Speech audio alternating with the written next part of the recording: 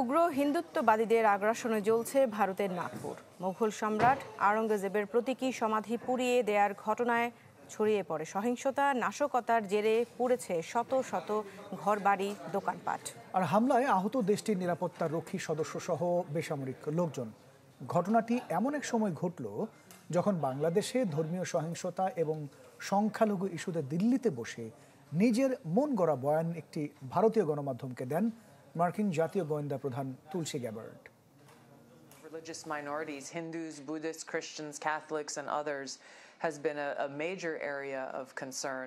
দিল্লিতে বসে ভারতীয় প্রোপাগান্ডায় সুর মিলিয়ে যখন বাংলাদেশের সংখ্যালঘু নির্যাতন নিয়ে উদ্বেগ জানালেন মার্কিন জাতীয় গোয়েন্দা প্রধান তুলসী গ্যাবার্ড, ঠিক তখনই উগ্রবাদীদের সহিংসতায় পড়ছিল খোদ ভারতের নাগপুর। সোমবার মোগল সম্রাট আওরঙ্গজেবের সমাধি মহারাষ্ট্রের বাইরে নিয়ে যাওয়ার দাবি নিয়ে রাস্তায় নামে বিশ্ব হিন্দু পরিষদ ও বজরং দলের সমর্থকরা।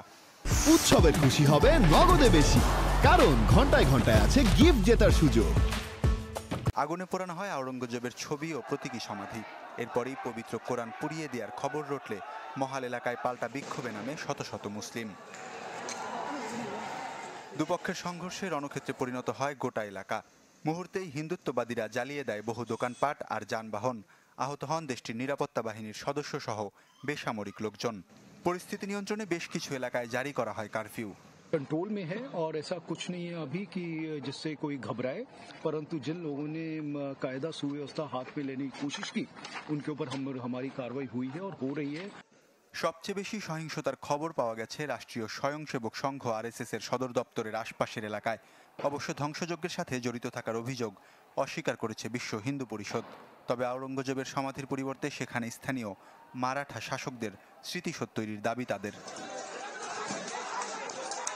এমন ঘটনার নিন্দা জানিয়েছেন মহারাষ্ট্র রাজ্যের মুখ্যমন্ত্রী দেবেন্দ্র ফড়নবিস।